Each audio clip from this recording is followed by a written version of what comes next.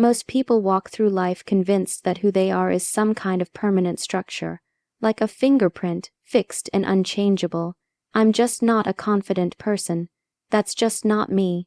I've always been this way. These are the words of someone who doesn't realize they are voluntarily living in a cage built by their own beliefs. Here's the truth: your identity is not set in stone. It is not your DNA.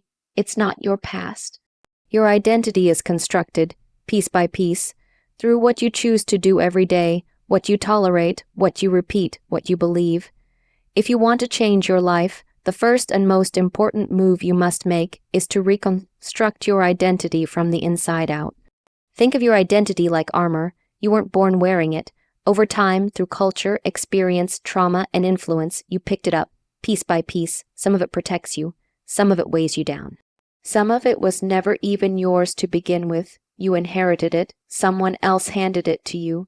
A teacher, a parent, a bully, a relationship, or a failure.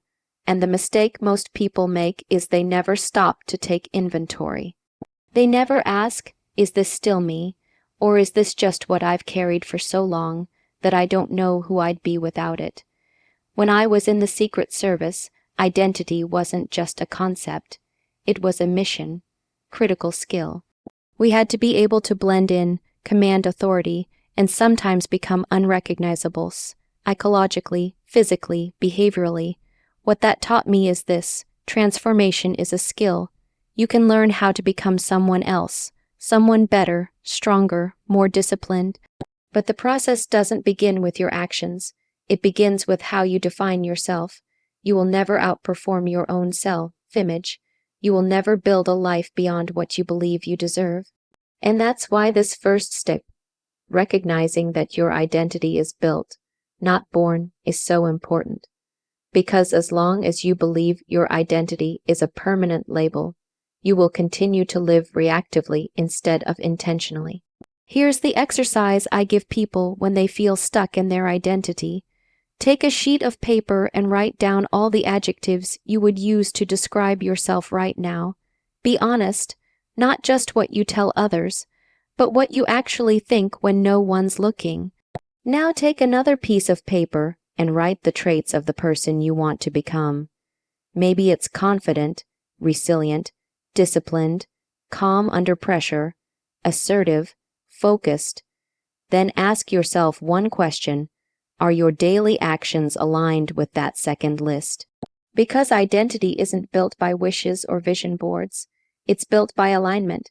If you want to become a person who is calm under pressure, but every time stress shows up you panic, then you're reinforcing the old identity.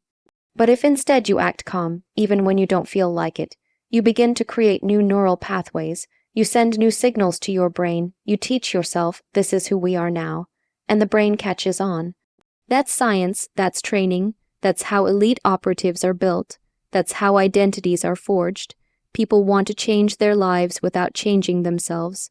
They want a better outcome without better input. It doesn't work like that. You can't just chase success. You have to become the kind of person who naturally creates it. And that starts with identity. Look at anyone you admire. Someone disciplined, confident, grounded. That person didn't luck into their identity. They made a decision. This is who I choose to be now. And then they got to work, one day at a time, building evidence to support that new definition. It's not about faking it. It's about choosing it, and once you make that choice, your actions must fall in line. If your identity says, I am someone who shows up, then even on your worst days, you'll show up. If your identity says, I am someone who speaks with clarity and confidence, then your communication will start to mirror that belief, and when people respond differently to you, that reinforces your new identity even more. It becomes a cycle, one that works in your favor. Identity is your foundation.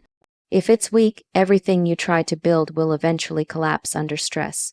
But if it's strong, if you've consciously designed it, you become unshakable. That's why the greatest transformation you can ever make isn't about your bank account, your title, or even your relationships. It's about your relationship with yourself, because once you know who you are, everything else gets easier. You don't have to chase clarity, confidence, or success. You'll attract it because you've become the person who aligns with it. And that's not motivation, that's strategy, that's discipline, that's real-world identity work. Your mind is the command center of your life. Before anything shows up in the physical world, your confidence, your results, your relationships, it has already taken shape in your mindset. That means the way you see yourself determines the limits of what you can achieve. Your thoughts create your emotional patterns. Your emotional patterns drive your behaviors, and your behaviors build your reality. Here's the catch: most people are operating from a mindset that doesn't belong to them. It was inherited, it was conditioned, and now it's automatic. That voice in your head that says you're not good enough, don't speak up, you're going to fail, that's not your true voice. That's a script someone else wrote a long time ago, and you've just been replaying it, over and over, until you started believing it was truth. But it's not truth, it's programming. And the good news: programming can be rewritten. This is where real transformation begins. You don't need more motivation. You need mental discipline. The way you speak to yourself internally is not a luxury. It's not a side topic. It is the foundation for everything you do externally. Your mindset dictates the mirror it controls how you see yourself, and, as a result, how the world sees you. Have you ever noticed how two people can walk into a room and immediately be perceived differently, even if they're equally qualified? One person owns the space, projects certainty, and commands attention. The other blends in, second, guesses, or stays small. The difference isn't in credentials or appearance, it's in mindset, confidence, composure, presence. These are built from the inside out. When I trained in the Secret Service, we were taught that the battlefield starts in the mind. You couldn't afford to walk into a threat situation unsure of yourself. That doubt could get you killed. So, they trained your mind just as hard as your body. Every detail mattered: the way you stood, the way you spoke, the way you moved through a room. If you didn't believe in yourself, nobody else would. Confidence wasn't just an asset, it was armor. And that principle applies to every part of your life. Your mindset becomes your armor or your prison. If you don't take control of it, it will control you. Here's the reality: your mind believes whatever you consistently tell it. So if you're constantly repeating, "I can't, I'm not ready, I always mess things up," you're literally reinforcing that identity with evidence. You're building a mental pattern that your brain starts treating as fact. And once the brain sees something as fact, it will go to work proving it. That's how you can self-sabotage even when you think you want success. Your mind is just obeying its last set of instructions. So how do you change it? You start by changing the instructions. You consciously reprogram the way you think about yourself. You override the old voice with a new one, not a delusional one. This isn't about pretending everything is perfect.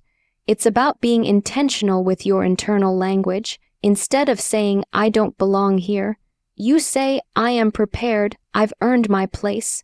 Instead of saying, "I always fail," you say, "Every failure is feedback, I adapt." You replace judgment with strategy. At first, it will feel unnatural. It should. You're breaking an old pattern, but repetition is power.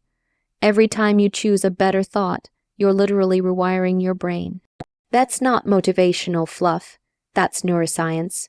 You're carving new mental grooves, and the more you repeat them, the stronger they get. Eventually, they become your default mode. Now, you can't just think differently and expect miracles. You have to act on it, but when your mindset shifts, your behavior follows. You'll take risks you used to avoid. You'll speak up when you used to stay silent. You'll handle conflict with calm instead of fear. You'll stop waiting for someone to validate you because you've already validated yourself internally. That's power, that's presence, that's leadership. Here's a powerful question I want you to ask yourself.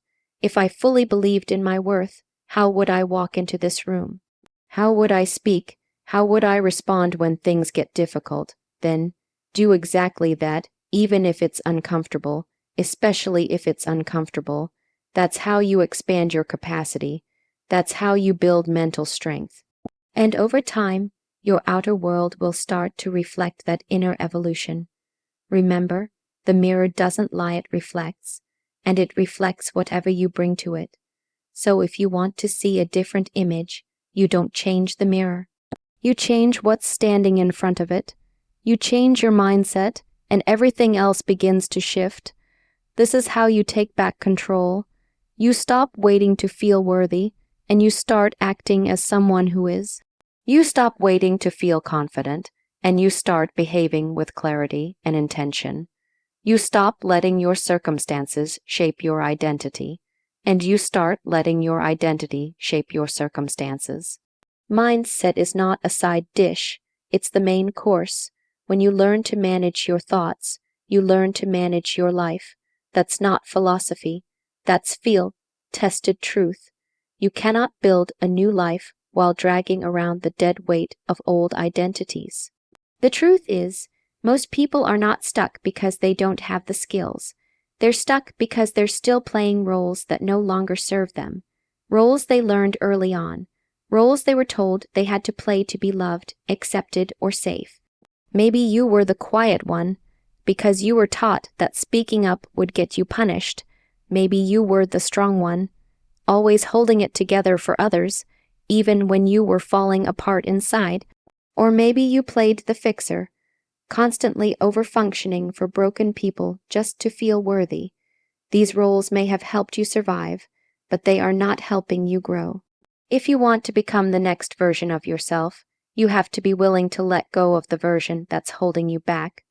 This means you must look at the identity you're wearing and ask, did I choose this, or did this get chosen for me?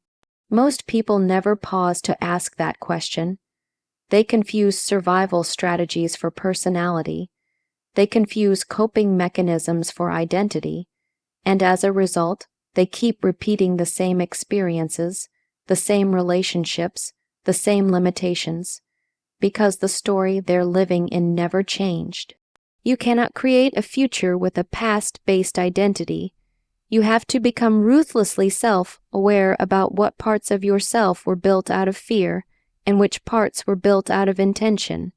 That's where change begins. In the Secret Service, one thing we were taught early on is that when a mission changes, your role has to change with it. You don't walk into every situation with the same approach. You adapt, you evolve. Because if you cling to an outdated strategy, it could cost lives, including your own. Life is the same way. What worked for you at one stage will not work at the next. That role you played in your family, keeping the peace, staying quiet, managing everyone's emotions, it may have been necessary back then, but now it's costing you your voice, it's costing you your boundaries. It's costing you the ability to live with clarity and authenticity. You've got to be willing to step back and say, this role may have protected me once, but now it's a prison. That's not weakness, that's power. That's ownership. You're not abandoning who you are. You're shedding the parts that are no longer aligned with who you're becoming. This takes courage. The people around you may not understand, because the moment you stop playing your old role, it creates friction. You stop being the one who always says yes. You stop laughing things off when they hurt. You stop over-delivering in silence and start communicating in truth. And when that happens, some people may pull away. They like the role you used to play because it benefited them, but your job is not to keep others comfortable. Your job is to become the most powerful, authentic version of yourself. This is the moment most people shrink. They feel the pressure, the discomfort, the pull back toward the old role. But here's the truth. Identity change feels like loss before it feels like freedom. Because when you let go of an old identity, you also let go of the familiar. You let go of who you've always been in the eyes of others, and that can feel like grief, but on the other side of that grief is power. On the other side of that fear is freedom. So how do you do it? You start by identifying the roles you're currently playing. Ask yourself, what am I always expected to be in my relationships, in my family, at work? Then ask, is this role reflective of my actual values, or is it just what I've learned to perform? And next, you start making micro adjustments. You don't need to blow up your whole life overnight, but you do need to start showing up differently. If you've been playing the peacemaker, start using your voice when something doesn't sit right. If you've been playing the martyr, start setting boundaries. If you've been playing small, start taking up space physically, emotionally, verbally. And when that inner voice says, "This isn't like you," remember, that's the voice of the old role. That's the outdated script. You're not being disloyal to yourself. You're being loyal to your next level. People often ask me, how do I get people to treat me differently? My answer is simple. You stop treating yourself like the version you're trying to outgrow. The moment you stop entertaining certain dynamics, tolerating certain disrespect, and excusing certain behaviors from others and from yourself, everything begins to shift. You don't need anyone's permission to evolve. You don't need to wait until you've earned the right to be more. Growth is not about proving anything to others. It's about becoming the kind of person who no longer needs to prove anything at all. That's the shift. Letting go of an old identity is not a betrayal. It's a breakthrough. You're not discarding your essence. You're discarding the costume, the mask, the version of you that was built for survival, not for expansion. And once you do that, you make room. You create space for a new role, one you choose, one that reflects your strength, your truth, your standards, one that you build on purpose with discipline and intention. That's not just self-development, that's self-liberation. Change isn't something that happens when you feel like it. It happens when you consistently do what needs to be done, especially when you don't feel like it. If you want to truly change your life, then changing your identity isn't enough. You have to reinforce that identity with habits that prove it, lock it in, and make it unshakable. We don't rise to the level of our goals. We fall to the level of our systems. Your habits are those systems. They are the behind, the scenes behaviors that reveal who you really are, not who you say you are, who you actually show up as every day. You can tell yourself, I'm disciplined. But if your daily choices reflect avoidance, procrastination, and emotional reactivity, you're reinforcing the opposite identity. The world doesn't respond to what you believe. It responds to what you repeat. And this is where most people fail. They make the decision to change, they visualize the outcome, maybe even write it down, but then they keep running the same routines that built the old version of them. And then they wonder why nothing shifts. There is no identity change without behavior change. If you say you're becoming more confident, more grounded, more powerful, then your habits must mirror that vision. Not occasionally, not when it's convenient, but consistently, even when no one's watching. Think of the habits of a high performer. They're not extraordinary. They're strategic, waking up early, keeping promises to themselves, controlling what they consume, food, media, information, environments, practicing restraint in emotional situations, choosing growth over comfort. These are not glamorous habits, but they are identity, building ones. The difference between the person who changes and the person who doesn't isn't willpower. It's structure. It's designing your environment, your routines, your language, so that they align with who you want to become, not who you've been. One of the most powerful lessons I learned in law enforcement, especially in elite protection training, is that discipline isn't about rigidity, it's about readiness. We trained our responses to the point where, under pressure, the right action became automatic.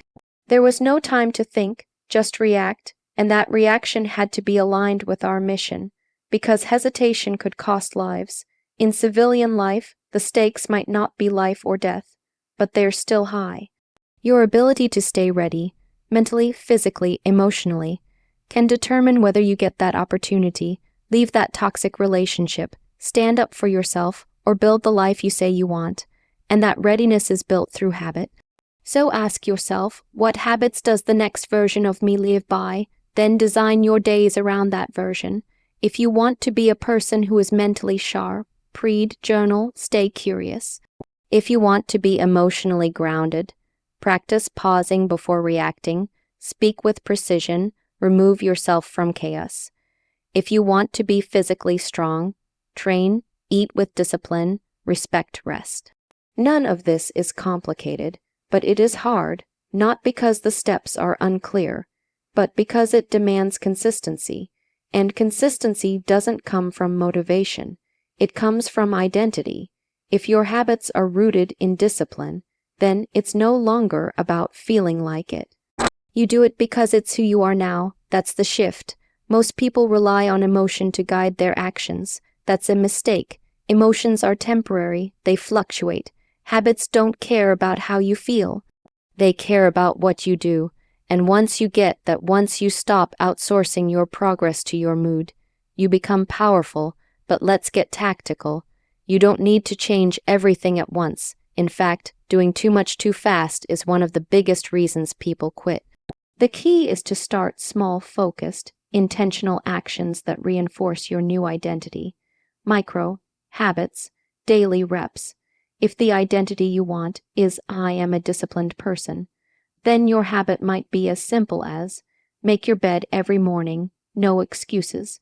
If your identity is I am someone who honors my body, then drink a glass of water first thing and train at the same time every day. If it's I am someone who protects my peace, then set a screen time boundary, turn off notifications, and remove yourself from drama. Each action is a vote for the person you are becoming.